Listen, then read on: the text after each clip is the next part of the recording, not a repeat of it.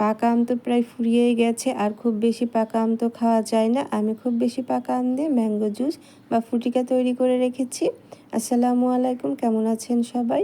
চলুন শুরু করা যাক। এই খুব বেশি পাকা আম দিয়ে আমি কিভাবে ফুটিকা বা ম্যাঙ্গো জুস তৈরি করে রেখেছি। এভাবে ম্যাঙ্গো জুস যদি আপনি ঘরে তৈরি করে রাখেন, সারা বছর খেতে পারবেন।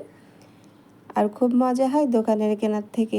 ঘরে তৈরি জুসগুলো বেশি মজা হয় ও স্বাস্থ্যসম্মত হয়।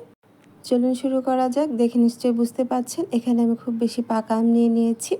আর পাকা আমগুলো আমি এভাবে পিস করে কেটে নিচ্ছি, দেখতেই পাচ্ছেন। আর এই আমগুলো খুব বেশি পেকে গেছে, খাওয়া যাচ্ছিল না। আমি নর্মাল ফ্রিজে সংরক্ষণ করে রেখে দিয়েছিলাম। এখন এই আমগুলো দিয়ে আমি জুস তৈরি করছি। দেখতে পাচ্ছেন আমি আমগুলো ছোট ছোট পিস করে কেটে নিয়েছি। ম্যাঙ্গো জুস বা ফুটিকা তৈরি করার জন্য কাঁচা আমের প্রয়োজন হয়। আমি এই কাঁচা আমটা সংরক্ষণ করে রেখেছিলাম। আর কাঁচা আম কীভাবে সারা বছর সংরক্ষণ করে রেখে দেওয়া যায় সেই ভিডিওটা আমার চ্যানেলে দেওয়া আছে, চাইলে ভিজিট করে আসতে পারেন। আমি এখানে কাঁচা আমগুলো ছোট ছোট পিস করে নিচ্ছি, কারণ এটি আমি জুস তৈরি করার কাজে লাগাবো।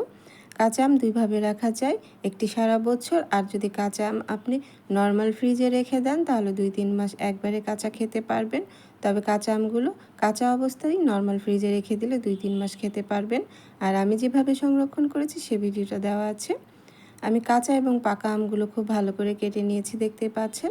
এখন আমি সেদ্ধ করে নেব, অবশ্যই সেদ্ধ করে নিতে হবে। এখানে আমগুলো সেদ্ধ করার জন্য আমি 2 কাপ পানি দিয়েছি।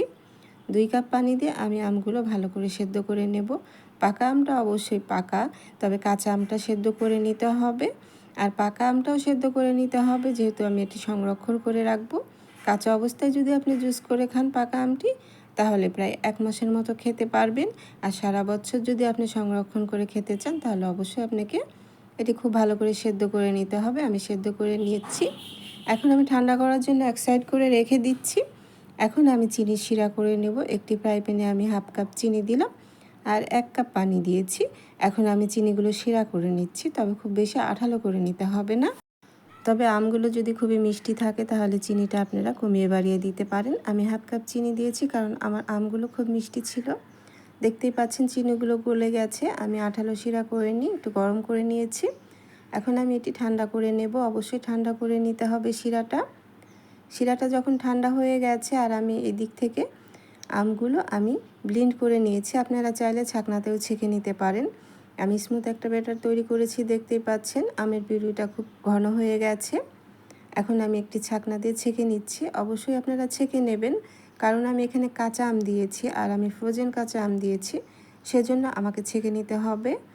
আর আপনারা কাঁচা আম দিলেও ছেঁকে নিতে হবে। আমি খুব ভালো করে ছেঁকে নিচ্ছি, দেখতেই পাচ্ছেন কতগুলো আঁশ বের হয়েছে।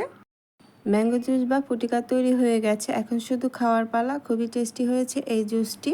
আমের পিউরিটা অনেকটাই ঘন হয়ে আছে। এখন আপনারা চাইলে এটি পাতলা করে নিতে পারেন। আর নর্মাল ফ্রিজে রেখে আপনি 2-3 মাস খেতে পারবেন। আর যদি আপনি সংরক্ষণ করতে চান তাহলে যে কোনো একটি বোতলে ভরে আপনি ডিপ ফ্রিজে সংরক্ষণ করে রেখে দিতে পারেন। এখন আমি চিনি শিরাটা দিয়ে দিচ্ছি, দেখতেই পাচ্ছেন। এখানে অবশ্যই চিনি শিরাটা ঠান্ডা করে দিয়ে দিতে হবে। আমি এখন মিশিয়ে নিচ্ছি। চিনি শিরাটা তৈরি হয়ে গেছে। মজাদার ফুটিকা বা ম্যাঙ্গো জুস, দেখতেই পাচ্ছেন ঘনত্বটা ঠিক আছে, যেহেতু ফুটিকাটা একটু ঘন হয়। আর আপনাদের কাছে ঘন মনে হলে আর একটু পাতলা করার জন্য পানিটা একটু ফুটিয়ে তারপরে এই জুসের সাথে মিশিয়ে নেবেন, তৈরি হয়ে যাবে মজাদার ফুটিকা।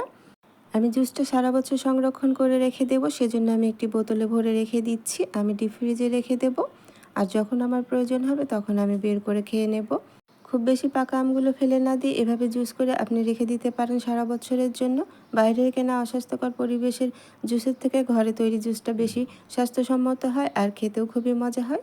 আশা করছি আজকে আমার এই ম্যাঙ্গো জুস বা ফুটিকাটি আপনাদের ভালো লেগেছে। যদি আপনাদের কাছে ভালো লেগে থাকে তবে আমার চ্যানেলটি অবশ্যই সাবস্ক্রাইব করে রাখবেন ও একটি লাইক কমেন্ট শেয়ার করে দেবেন। আর যারা ফেসবুক পেজ থেকে দেখছেন তারা অবশ্যই আমার ফেসবুক পেজটি ফলো দিয়ে রাখবেন ও একটি লাইক কমেন্ট শেয়ার করে দেবেন। চলে আসবো আবারও অন্য কোনো নতুন ও সহজ রেসিপি নিয়ে। আজ বিদায় নিচ্ছি, ভালো থাকবেন সবাই। আল্লাহ হাফিজ।